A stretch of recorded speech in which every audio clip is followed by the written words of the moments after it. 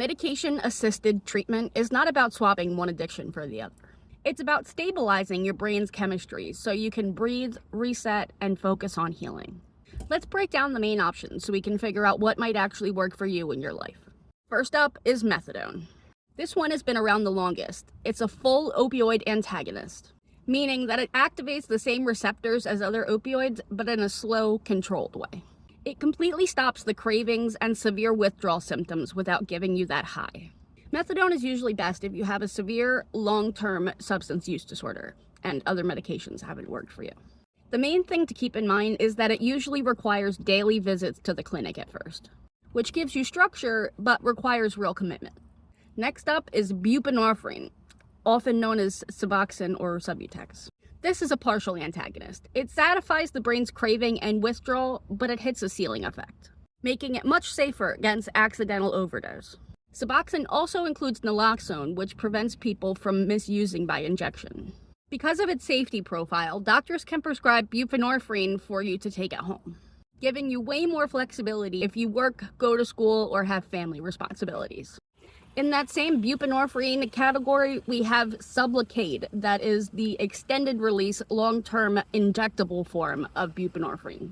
Instead of taking a film or pill under your tongue every day, you go to your doctor and get a once monthly extended release injectable form of Suboxone or buprenorphine, which is what I am currently on. Once it's injected, it forms a small gel deposit that slowly releases a steady level of medication into your body all month long. Since the active ingredient is buprenorphine, it acts as a partial antagonist, meaning that it keeps the cravings and withdrawal down while blocking the other opioids from hitting your brain.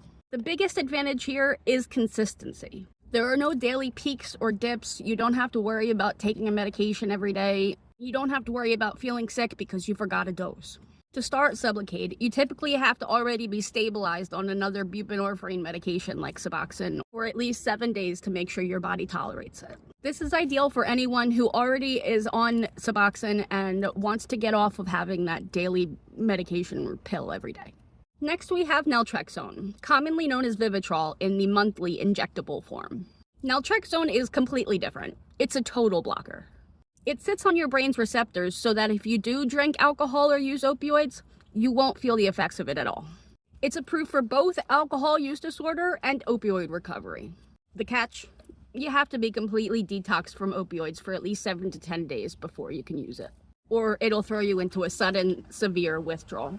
It works best for people who are already through detox but need a good guardrail to prevent from relapse. And finally, specifically for alcohol use disorder, there's acamprosate and disulfiram. Sorry if I'm pronouncing them wrong. Acamprosate helps rebalance the brain levels that were disrupted by long-term drinking to quiet down that constant mental chatter and craving. Disulfiram, on the other hand, makes you physically sick if you drink alcohol. It's strict, but for some people, that absolute boundary is exactly what they need. There is no one-size-fits-all here. The right medicine that you should be on depends on, 1, what substance you're coming off of, your daily routine, and what level of medical support you feel is necessary.